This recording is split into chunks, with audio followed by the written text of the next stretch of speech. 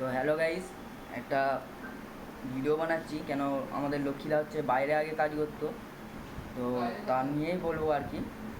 তো লক্ষ্মীদাকে জিজ্ঞেস করবো যে বাইরের কাজ করে কি পার্থক্য আর যে ঘরে থেকে কাজ করে কি পার্থক্য। লক্ষ্মীদা বলো একটু। বাইরে এতদিন ছিলাম, টাকা পয়সা অনেক ভালোই ইনকাম করেছিলাম। বাইরে কাজ করলে বাড়ির দিকে মন থাকে, আর বাড়ির সামনে কাজ করলে তো সবসময় বাড়ির দিকেই যাওয়া আসা করে, ওই তো মনে দুঃখ থাকে না।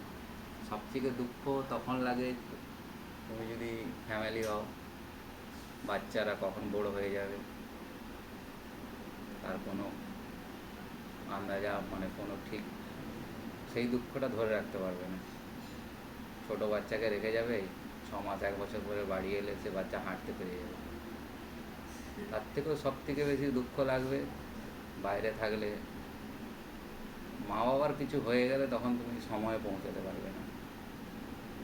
এর থেকে পয়সা কামানো আর বাড়ির মধ্যে থাকার মধ্যে এটাই পার্থক্য, যে বাইরে থেকে পয়সা কামাতে পারবে, কিন্তু মা বাবা কিংবা ফ্যামিলির কিছু হয়ে গেলে চট করে আসা যায় না। এই দুঃখটা সবসময় রয়ে যাবে, কারণ আমার মা যখন মারা যায় আমি আসতে পারিনি, সেই জন্য আমি বাড়িতে সামনে এখন কাজ করছি।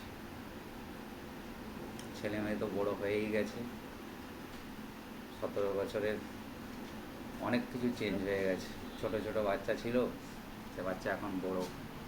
ছোটোবেলাটাকে খুব মিস করবে, বাড়িতে এসে ছোট ছোট সেই সময়ের ফটো, সেই সব স্মৃতিগুলো মনে হবে।